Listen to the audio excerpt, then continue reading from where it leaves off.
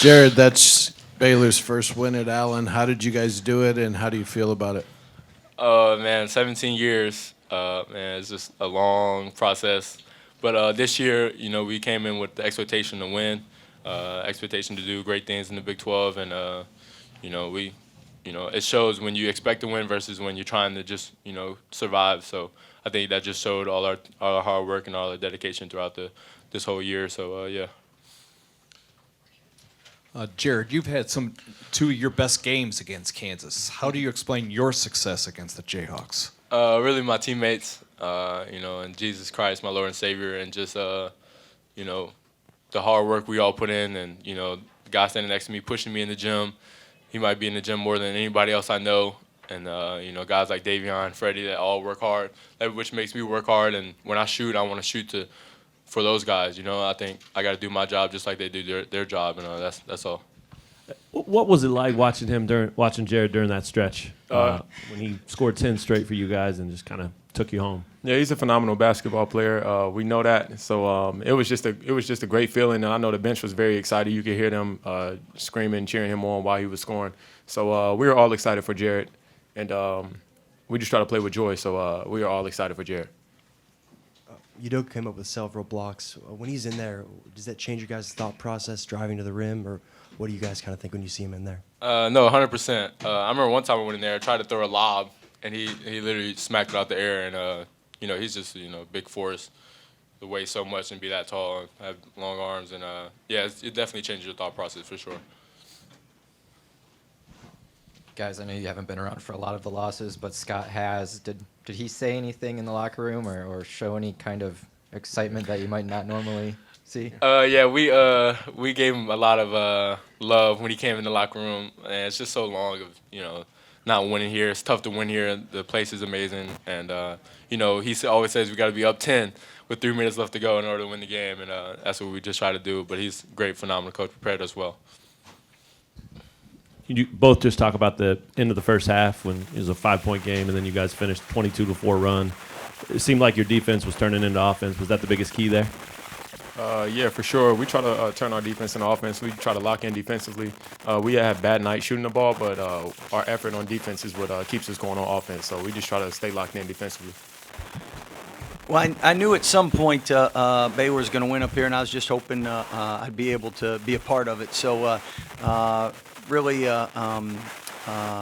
pleased with this group because they worked extremely hard. They played with a lot of toughness and poise today, and down the stretch I thought really did a great job in keeping KU off the glass with second chance points and limiting threes and a lot of winning plays. And anytime you beat a Coach Self team, you got to beat them because obviously they don't beat themselves, and got so much respect for how his teams compete and play.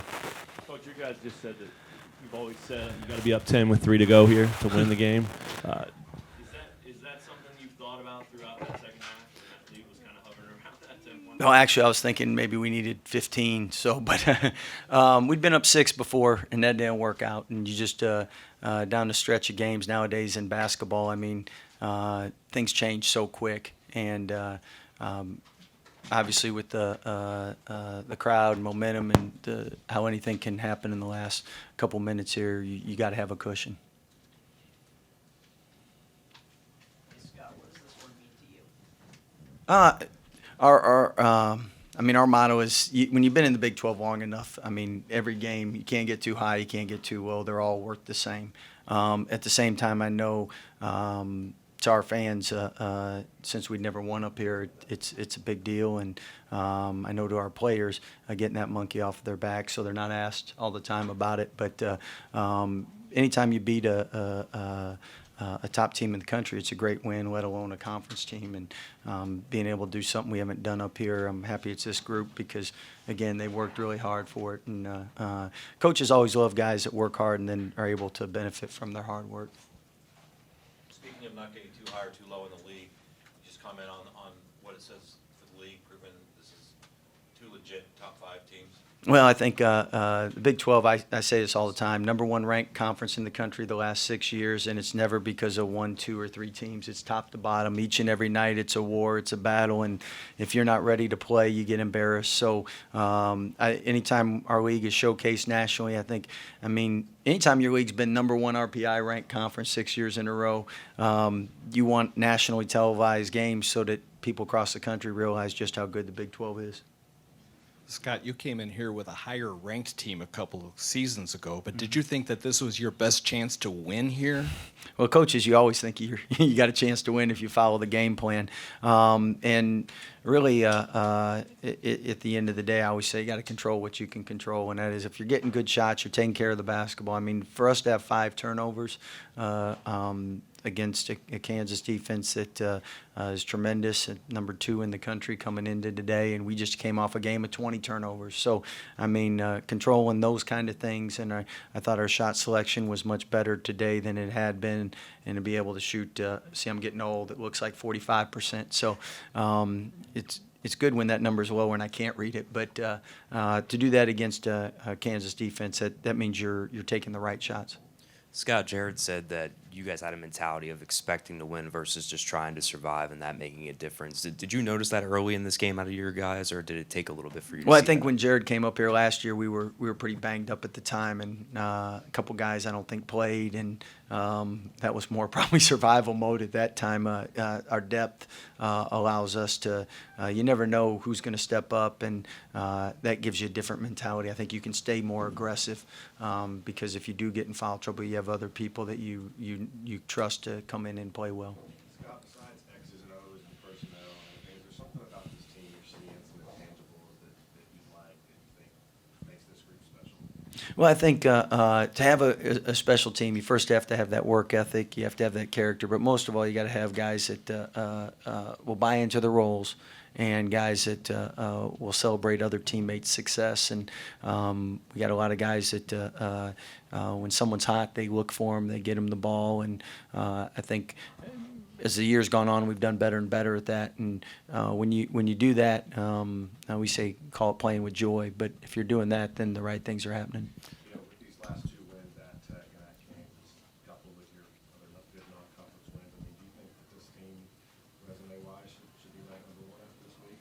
Does it matter to you? You know, it matters to our fans, and that's a great compliment and acknowledgement with 353 Division I schools. At the same time, coaches know you're only as good as your last game. All these games count as one, and really the goal for our team is to finish #1. So right now, it'd be a great compliment and honor, but at the same time, we got bigger fish to fry. Jared said they gave you a lot of love when you got to the locker room. What's that look like, and did you expect it? Well, I don't have to shower now, so that's a good thing. I wish they'd have turned the temperature up a little bit on the water bottles. But, I mean, like parents, in Christmas time, you love when your kids open gifts and are excited. And for coaches, there's nothing better when you see your players happy and excited and celebrating. And I try to let them enjoy those moments. But, yeah, they got me a little wet. Can you explain the defensive game plan on Udoka, what you guys tried to do there?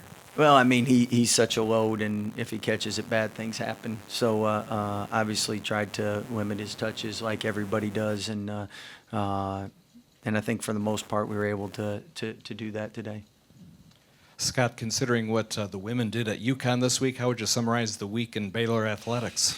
I think it was definitely one of the better weeks in Baylor history as far as the basketball side. And you look at, we got a great administration, and Mac Rhodes has done a great job with leadership. And, I mean, volleyball being #1, women's basketball, football finishing where they did.